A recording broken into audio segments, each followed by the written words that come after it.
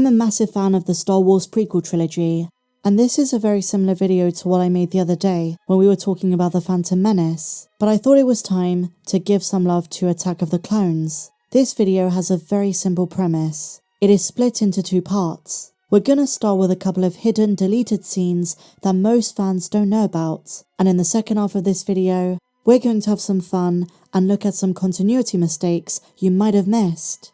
So no more jibber jabber, let's begin. When it comes to deleted scenes of Attack of the Clones, you might be familiar with Anakin visiting Padme's family. There were some very long extended sequences of a tour of the house, the garden, her bedroom, but there are two scenes that were cut, which are both a mystery and not spoken about enough. The first one shares a huge poetic connection with A New Hope, and it would have been amazing if it was kept in, because it would have been another line of dialogue for Aunt Beru, young Aunt Beru.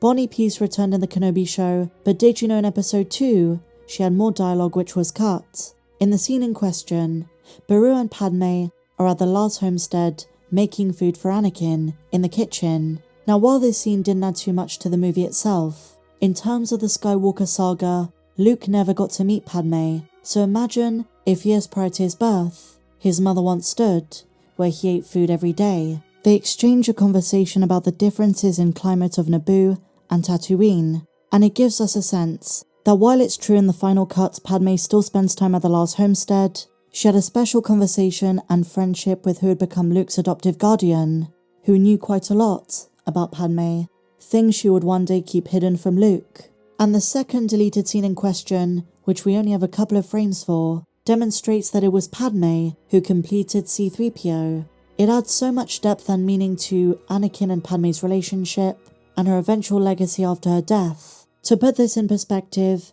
Anakin was the one who built C-3PO, and now it's his prospective wife who is finishing him and giving him his suit. On one level it shows that 3PO is their mutual creation, and on another, George Lucas admitted there is a symbolism to the mechanical suit. Padme puts on C-3PO's suit just years before his original maker Anakin is placed into his own as Darth Vader. Do you guys see the parallel? And how Padme's a catalyst in a sense for both? Think about it.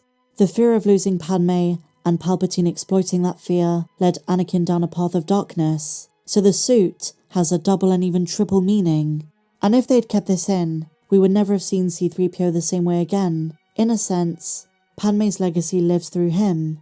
And so now, onto the goofs and the spoofs. We're gonna start by looking at some fun continuity errors you may have missed, and then some of my favourite fun facts you may not know about.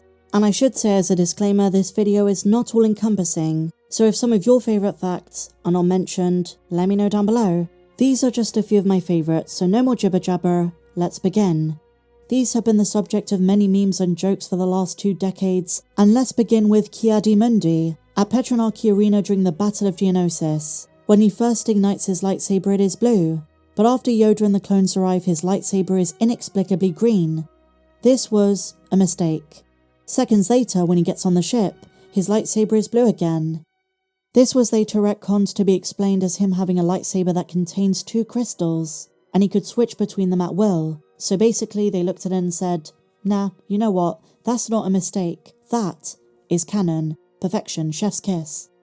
On the clone ship following Count Dooku, Anakin wants to fire at Dooku's speeder, but the ship's command reports that the ship is out of rockets. But when the camera cuts to Anakin with the wing in the background, 4 rockets are under it. In the battle arena scene when 3PO's head is being dragged by R2-D2 after the mix-up at the droid factory, C-3PO is heard talking. On Bespin, in episode 5 The Empire Strikes Back, later in the timeline, C-3PO's voice controls were on his back, and he was unable to talk until he was joined with his body, as this is where power was derived. When a clone trooper finds Padme after she has fallen out of the gunship on Geonosis, many fans think this clone trooper is Rex. She tells him to get a transport ready so they can follow Anakin and Obi-Wan to Dooku's hangar. There is absolutely no way she could have known where they were going. She was unconscious when they did. Star Wars fans have had many theories, and one popular one is the fact Palpatine, who of course is the great manipulator of this trilogy, transmitted this image into her brain using the Force. When Obi-Wan, Anakin and Padme are chasing after Count Dooku on Geonosis, Dooku's escorts shoot at them. Padme falls from the ship, firmly holding her blaster. but in the wide shot you only see the trooper's gun fall, and Padme's weapon is nowhere to be seen.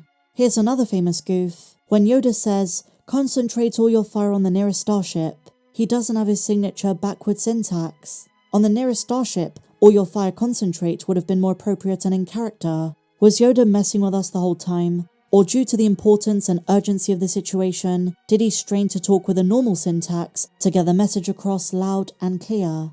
Here's an interesting piece of continuity you may not have considered. Obi-Wan and Yoda separately are shown blocking Force lightning, but for some reason later in the timeline they never teach this ability to Luke. By the end of Revenge of the Sith, they both know Sidious has these abilities, but later in the timeline during the original trilogy when Luke is being trained by Obi-Wan and Yoda, he is never taught how to block it. I mean, obviously the explanation is out of universe and not in the story itself. When Padme is telling Anakin that she was the youngest queen ever elected, she and Anakin are walking on a staircase that leads up to the castle. In the next shot, when she is finishing a sentence, she is walking on a bridge. This kind of montage device where one sentence starts in one location and ends in another is pretty commonplace. It's a tool to compress.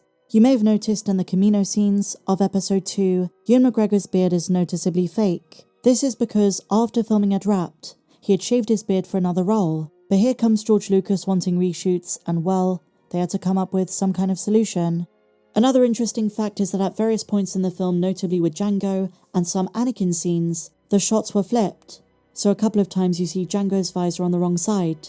In the arena scene when the monsters are approaching, Obi-Wan tells Anakin to quote, "Concentrate." If you actually read his lips, he's saying the original line which was, "You take the one on the left, I'll take the one on the right." This line was present in the media screenings for episode 2, but changed for the main theatrical release. In the field on Naboo, when Anakin and Padme are talking to one another, Padme speaks the line, "I went into public service," but did you notice her lip movement doesn't match exactly what she is saying? That's because the original line was, "I went into public work." Here's a fun one. Dooku's lightsaber has 2 different sound effects when he turns it on. The first time, when he's about to duel Obi-Wan, the sound is a rehash of Luke's lightsaber from Return of the Jedi. But the second time Dooku turns his lightsaber on, when he's about to fight Yoda, the sound is the same as Darth Vader's from the original trilogy, as well as Darth Maul's from episode 1. When Padme falls from the ship Dooku shot, she can be heard screaming but her lips don't move. During the lightsaber battle with Anakin, Obi-Wan and Dooku, Kenobi is slashed by Dooku and falls to the floor. Dooku raises his saber to kill him. Anakin dives in and blocks his saber. Now before anyone moves, we can see that Obi-Wan is just inches away below them. But in the wide shot that follows, Obi-Wan is inexplicably much further away, and he has to throw his lightsaber to Anakin instead of just handing it up to him. When Padme is packing for a trip to Naboo, at one point she's in a closet holding a red garment. A moment later when she puts it in her suitcase, it suddenly changes colour to blue. This was meant to be the same garment. In the scene where Anakin is chasing Zam through the crowd, the same shot of him passing by a column is played twice.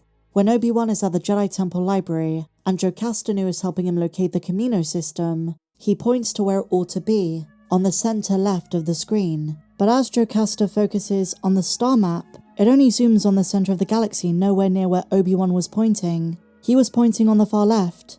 Returning to Geonosis, at one point Padme gets scratched by the Nexu, and you can see the scratches and the blood. But later in the movie when she's in the gunship, the holes are still in her shirt, but there are no scratches nor blood.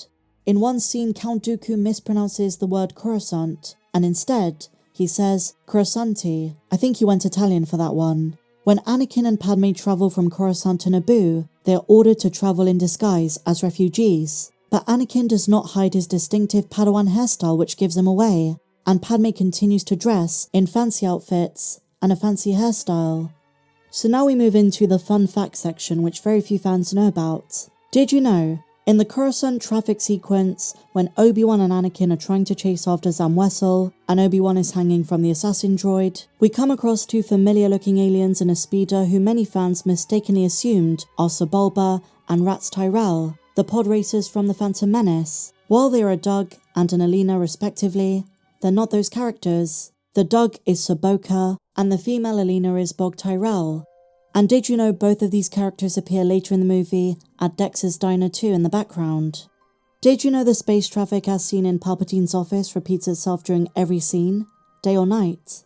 Did you know in the scene where Obi-Wan goes to Yoda to ask him about Kamino the youngling scene, there is a mysterious Bith Jedi who speaks to Aayla Secura at one point, who it seems no one can identify?